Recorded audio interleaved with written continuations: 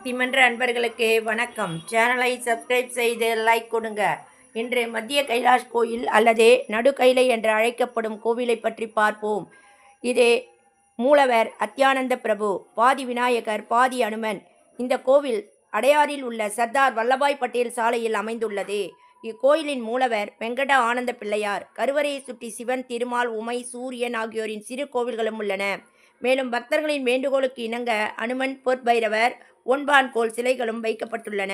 பிள்ளையார் சதுர்த்தி நாளில் சூரியனின் கதிர்களில் பிள்ளையாரின் மேல் விழுவது இக்கோவிலின் சிறப்பு. பிள்ளையார் ஓம் எனும் மந்திரத்துக்குரியவர் என்பதால் இசையின் 7 சுரங்களையும் குறிக்கும் வகையில் இங்கு 8 மணிகள் நிறுவப்பட்டுள்ளன. ச ரி க ம ப த நி சா என்று முடிவதால் 8 என்று கொல்லப்பட்டது.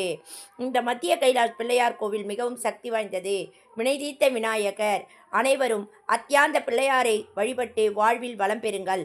பலவிதமான கோயில்களை பற்றி தெரிந்து கொள்ள என்னுடைய பக்தி மன்ற சேனலை தொடர்ந்து காண மறவாமல் சப்ஸ்கிரைப் செய்து லைக் கொடுங்க. சுவாரஸ்யமான கோயில்களை பற்றி உங்களிடம் பகிர்ந்து கொள்ள ஒரு மோட்டிவேஷனாக இருக்கும். நன்றி, வணக்கம். மீண்டும் அடுத்த பதிவில் சந்திப்போம்.